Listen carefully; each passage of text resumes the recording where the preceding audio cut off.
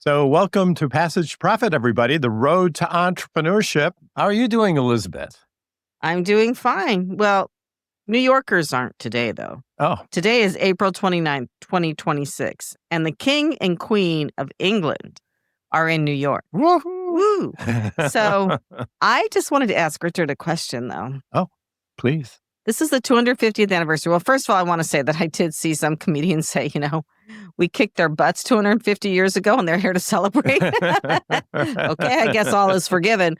But more than 250 years ago, when there was an acting king of England and the colonists were under his control, who owned the colonists' patents?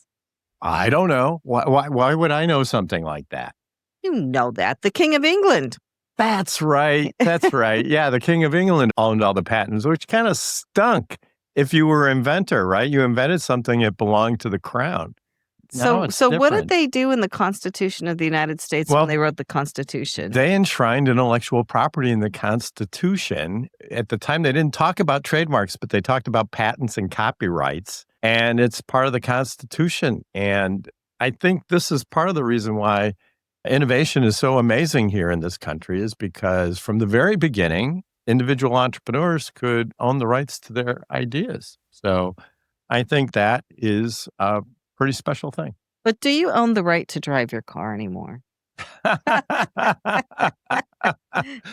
Well, we'll see about that. Right now, Congress is working on legislation. Several years ago, there was legislation enacted that mandated that car companies put a kill switch in an automobile. And what a kill switch does is it keeps the car from starting. And the idea was that car companies would create technology that could detect if somebody was inebriated. And then if they were, you couldn't drive your car. And so this has kind of gone back and forth. The most recent vote this week made it so that the kill switch is going forward. And according to the law, it's supposed to be in effect by 2027.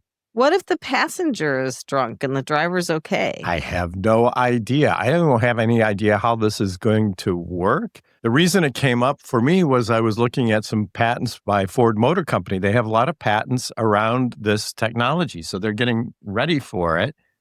But one commentator pointed out that even if it's right 99.9% of the time, there's still going to be millions of times when cars don't start because the technology doesn't work. Well, yeah, you've heard that already about these safety features on these cars that just stop on the highway and you can't get them started again. Yeah. This is going to be fun, but what's next? Are they going to put a kill switch on your plate in the buffet line? No more food for you.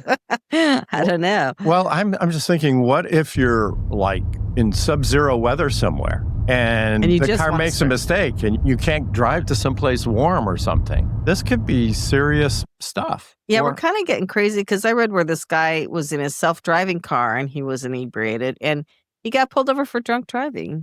He wasn't driving the car. That's like the one reason to have a self-driving car. So we'll see where this is going. But I don't even know why anybody needs to drink and drive anymore with Uber anyways, because we always take Uber if we know we're going to have a few drinks. Yeah, the statistics say that the number of drunk driving accidents has dropped significantly over the last 4 or 5 years to like 44% of what it used to be. So Uber and safety programs are having an effect. I personally do not like the idea of somebody putting a little camera in my car and watching me drive. And if you look at the Ford patents, they've got cameras on the dashboard. They've got stuff hanging from the ceiling, on the windshield. It's just like your whole car is just staring at you while you drive. Yeah, that's creepy. I think that's pretty creepy. Speaking of overindulgence, though, we had a great show last week in Manhattan. We recorded in Manhattan. That was so much fun. It was so much fun. We had the wonderful Mr. Manners, a.k.a. Thomas P. Farley, join us as our main guest. Quite a guy. Quite a guy. That was quite a show. You liked his hair. That was like, you kept saying, man, that guy has great hair. He has incredible hair.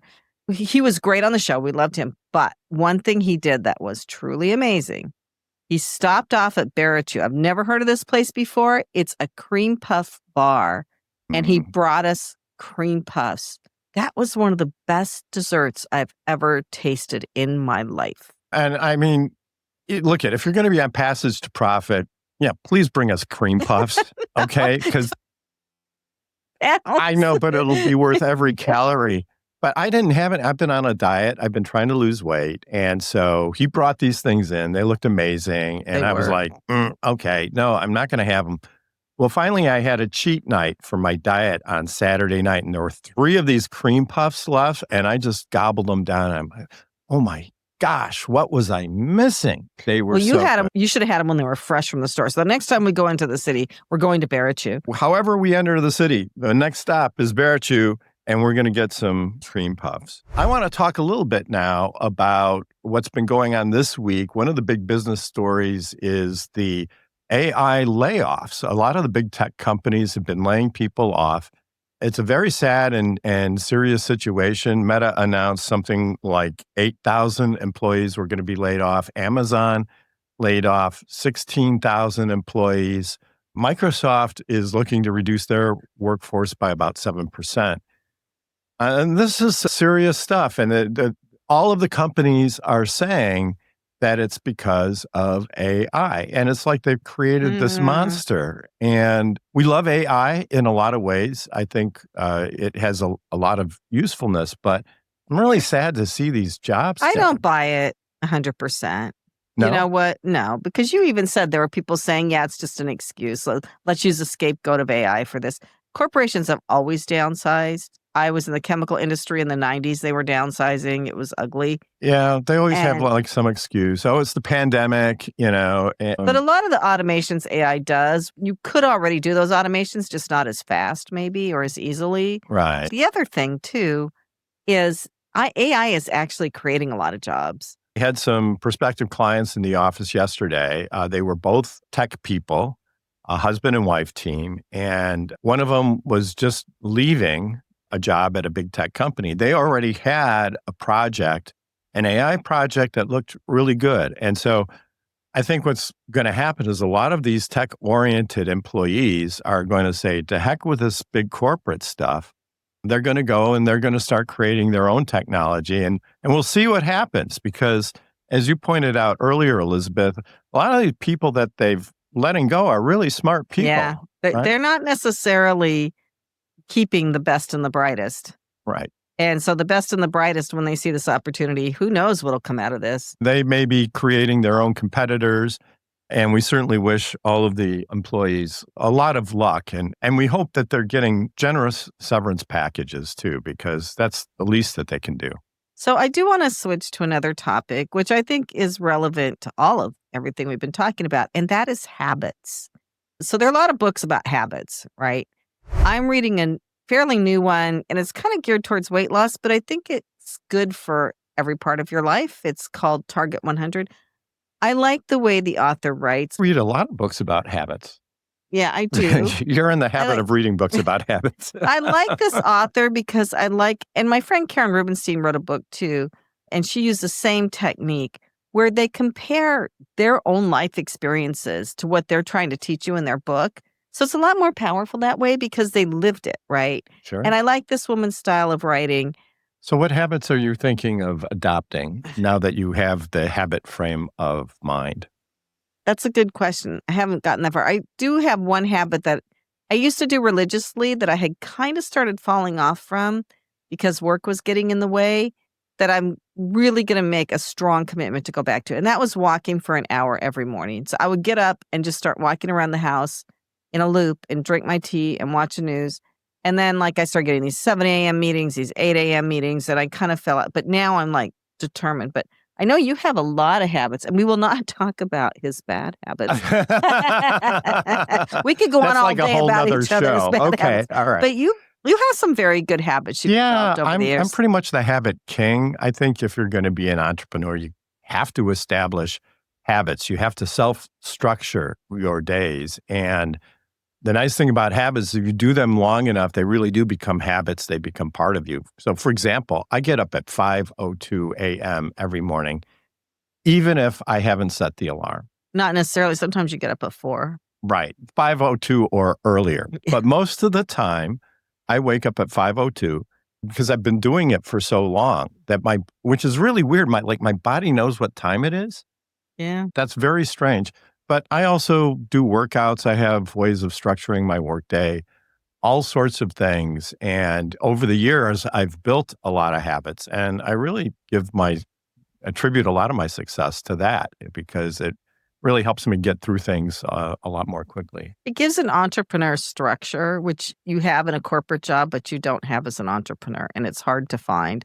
So you have to build it yourself, I think. Yeah, I mean, if you're the CEO, you are the structure. You build Yeah. it, and you create it, and that's how the work gets done. So what else is going on this week, Richard? Last thing I think that we're going to be talking about is World Intellectual Property Day. And I'm really disappointed that I did not get any presents for World Intellectual Property Day. I mean, and what's so amazing is the schools were open, right? The mail was delivered.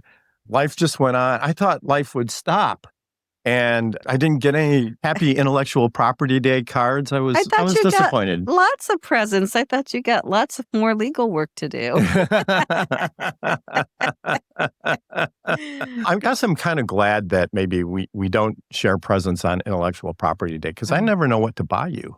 Well, it's hard to shop for you too. Yeah, I mean, Yeah, but for Christmas, should I go here? For Christmas, I bought Elizabeth this beautiful pair of earrings, but they weren't the right kind, so she ended up taking them back. And anyway, so she got a more expensive piece of gift. jewelry. Yes. I don't Well, know I how to recently manage got you this. some clothes because you lost weight, and you kept saying, "I don't want clothes. I don't want clothes." But then when I got you the clothes, you're like, "Oh, I like these clothes."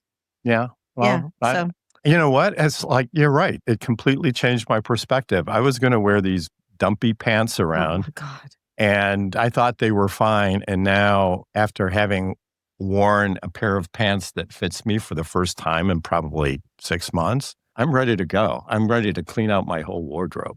He looked like somebody wearing his dad's cast off clothes. It was pretty pathetic. I know. So, Well, clothes don't necessarily make the man.